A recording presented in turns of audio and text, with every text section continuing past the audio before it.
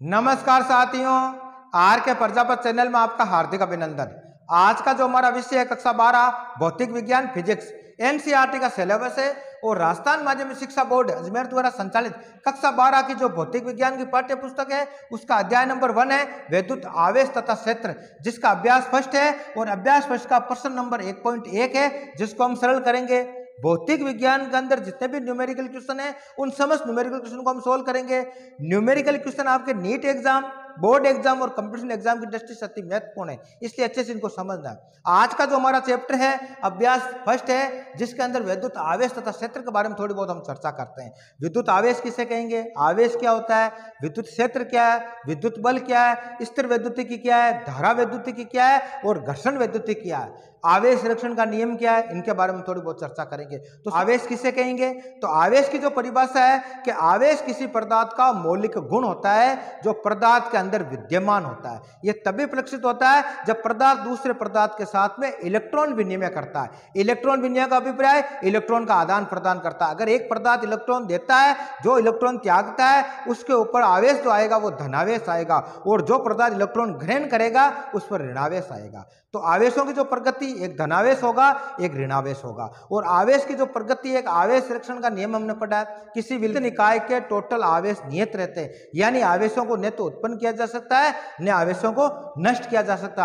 आवेश एक रूप से दूसरे रूप में परिवर्तित होते हैं, यही आवेश संरक्षण का नियम है। जिसके अंदर हमने घर्षण वैद्युतिकी पढ़ी है और घर्षण वैद्युतिकी के अंदर पढ़ा कि दो कुचालक वस्तुओं को आपस में रगड़ा जाता है, रगड़ उनको आवेशित किया जाता है, एक पर धनावेश आएगा और एक पर ऋणावेश आएगा। जैसे एग्जाम्पल की दृष्टि हमने बात करते हैं कि कांच की छड़ को अगर रेशम के कपड़े से रगड़ा जाता है तो रगड़ने के पश्चात कांच की छड़ पर धनावेश और रेशम के कपड़े पर ऋणावेश आ जाएगा, लेकिन रगड़ने से पहले और रगड़ने के पश्चात टोटल आवेशों का जो मान होगा वो शून्य होगा, अर्थात आवेश नियत रहेंगे। ये आवेश संरक्षण का हमने नियम पढ़ा है, आगे समझ में। और आवेशों की प्रगति के आधार पर अगर आवेश गतिशील अवस्था में है तो उनके मध्य जो बल लगेगा, जो बल होगा वो विद्युत चंबकीय बल होगा। अगर आवेश स्थिर अवस्था में है तो स्थिर आवेश मध्य जो बल लगेगा वो स्थिर वैद्युति के अंदर पड़ते हैं। और स्थिर वैद्युति के अंदर जो स्थिर विद्युत बल कहलाता है वो कूलाम के नियम द्वारा हम प्रतिपादित करते हैं। कूलाम ने जो नियम दिया था कि दो आवेशों के मध्य लगने वाला आकर्षण या प्रत्याकर्षण का जो बल होगा वो दोनों आवेशों के गुणनफल के अनुक्रमानुपाती तथा उनके मध्य के दूरी के वर्ग के कर्मानुपाती होता है। उस सूत्र की सहायता से हम क्वेश्चन सोल्व करते हैं। अब जो बल की जो प्रगति होगी, आवेश से जाती है तो उनके मध्य प्रत्याकर्षण का बल होगा, आवेश अगर विजाती है तो उनका मध्य आकर्षण बल लगेगा। तो इस प्रकार कूलाम के नियम की सहायता से हम क्वेश्चन को सोल्व करते हैं। तीसरा हम पढ़ते थे कि भाई धारा वैद्युतिकी, तो धारा वैद्युतिकी के अंदर आवेश अगर गतिशील अवस्था में तो गतिशील अवस्था के अंदर आवेशों से तो उत्पन्न विद्युत चुंबकीय क्षेत्र, विद्युत क्षेत्र, ठीक है, उनके मध्य लगने वाला आकर्षण प्रतिकर्षण का बल के बारे में इत्यादि हम धारा वैद्युतिकी के अंदर पढ़ते हैं। स्थिर वैद्युतिक आवेश स्थिर आवेशों के संबंधित पढ़ते हैं। तो अगर आवेश गतिशील है उनके मध्य विद्युत चुंबकीय क्षेत्र भी क्रिएट होगा, उसके बारे में विस्तार से हमने पढ़ा वीडियो के अंदर, लेकिन आज थोड़ी बहुत इसके बारे में हमने चर्चा की। तो हम क्वेश्चन को सोल्व करेंगे।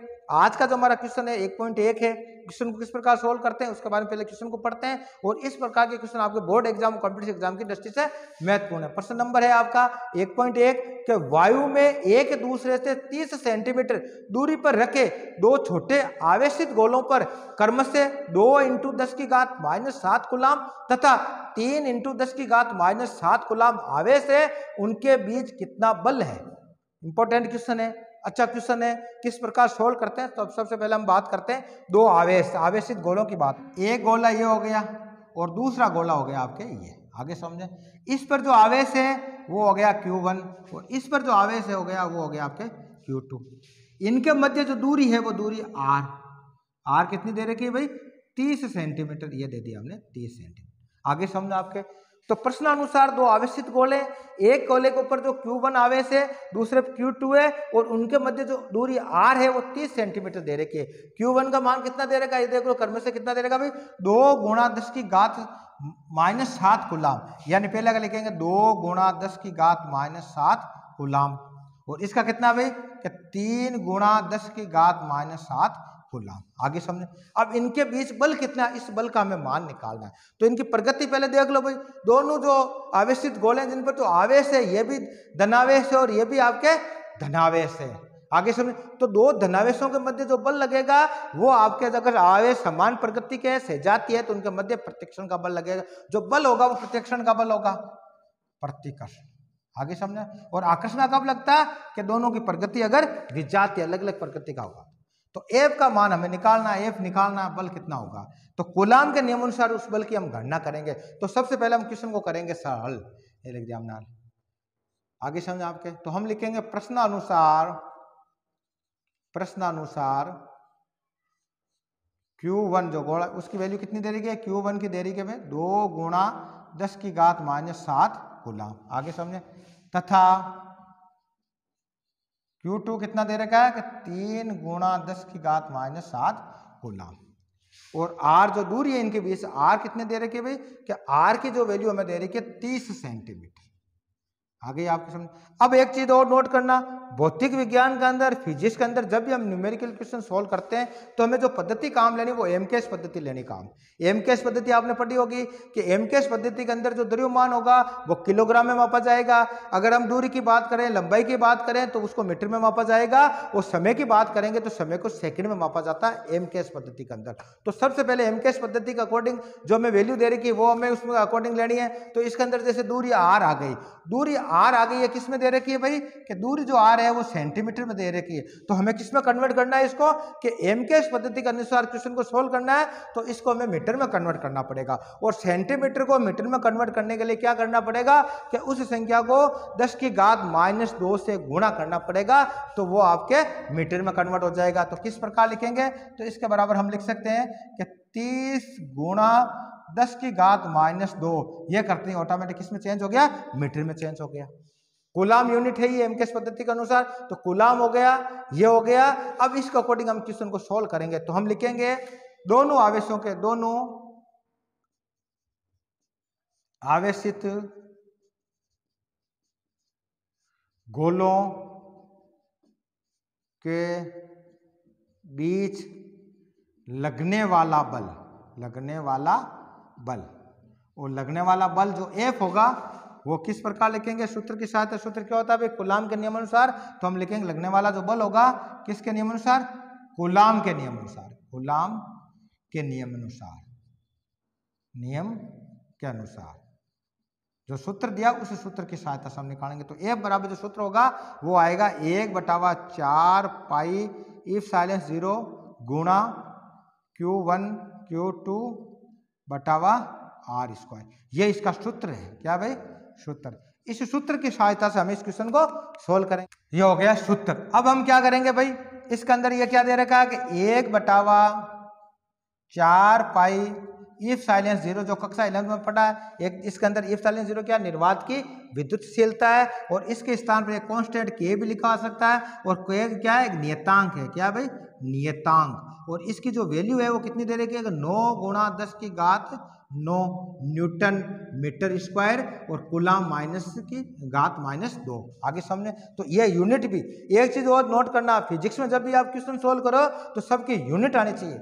यूनिट आपने पढ़ा होगा कक्षा 11 के अंदर, मापन विधि के अंदर हमने यूनिट भी लिखना जरूरी है। तो क्या है, न्यूटन मीटर स्क्वायर और कूलाम -2, यानी जो मीटर है वो स्क्वायर में और कूलाम है जो -2 है। यानी जो कूलाम किसका मात्रक है, ये आपके आवेश का मात्रक है। ये भी आपको आना चाहिए। आगे समझ। अब इसका अकॉर्डिंग इसकी वैल्यू रखो। तो हम क्या लिखेंगे, बराबर, या इसको लिखेंगे F बराबर क्या आ जाएगा भाई, इसके स्थान पर क्या लिख दिया कि 9 गुणा 10 की घात 9, आगे यहां तक समझो, इंटू Q1 कितना दे रखा है, Q1 की जो वैल्यू दे रखी है वो है 2 गुणा 10 की घात -7, इंटू Q2 कितना दे रखा है, 3 गुणा 10 की घात -7। आगे समझा, ये वैल्यू रख दी। अपॉन में क्या, अपॉन में क्या, R स्क्वायर। R का मान कितना दे रखा, मीटर में कन्वर्ट करना था, तो हम लिखेंगे 30 गुणा 10 की घात -2, और इसका स्क्वायर में तो हमने यहाँ होल स्क्वायर करते। आगे यहाँ तक समझो। अब इसको सरल करना, देखो सरल कैसे करेंगे। तो हम क्या लिखेंगे कि F बराबर क्या आ जाएगा, देखो अब इसके अंदर नोट करना आप, ये 10 की घात 9 है, यहाँ 10 की घात -7 है, और यहाँ 10 की घात -7 है। तो माइनस वाली घातों को आपस में जोड़ लेते हैं, जो गुणा करने पर घातें जुड़ती है, कक्षा 10 में पढ़ा हमने। तो -7 और -7 यानी 10 की घात माइनस की कितनी हो गई, 14 हो गई, और 10 की घात प्लस की कितनी है कि 9 है। तो इसको इस प्रकार भी लिख सकते हैं। देखो पहले ये जो अंक है इनको आगे लिख देते हैं। तो क्या 9 गुणा 2 गुणा 3, यहाँ तक समझो आगे आपके। फिर करेंगे गुणा, क्या 10 की घात -2 हो गए, टोटल 14, और प्लस की कितनी है कि 9, प्लस की 9। इसको इस प्रकार भी लिख सकते हैं आगे। अब अपॉन में लिखो आप, अब देखो इनको आपस में गुणा करना है, इनका वर्ग करना है, तो 30 को 30 से गुणा करना है, फिर 10 की घात -2 को 10 की घात -2 से गुणा करना है। तो किस प्रकार लिखेंगे कि 30 गुणा 30 गुणा 10 की घात -2 गुणा 10 की घात -2। आगे यहाँ तक समझ, आगे इसको सरल करते हैं। देखो किस प्रकार करेंगे, तो ये हो गया f बराबर क्या आ जाएगा, देखो 9 को 2 से तो 2 गुणा 3 कर देंगे, तो इसको इस प्रकार भी लिख सकते हैं कि 9 गुणा 2 गुणा 3 6 हो गया। ठीक है, अब देखो 10 की घात -14 और प्लस के 9, तो टोटल कितने पीछे बच गए कि माइनस प्लस कट जाता है, तो पीछे बच गए माइनस के 5। तो हम लिखेंगे 10 की घात -5। आगे समझे, बटावा में क्या रह गया भाई, बटावा में देखो आप 30 को 30 से गुणा करेंगे तो कितना हो गया 900, तो ये हो गया 900। आगे समझो आपके, फिर करेंगे गुणा। अब देखो -2 और -2 टोटल माइनस की घातें कितनी हो गई कि 10 की घात -4 हो गई। यहाँ तक 4 आ गई।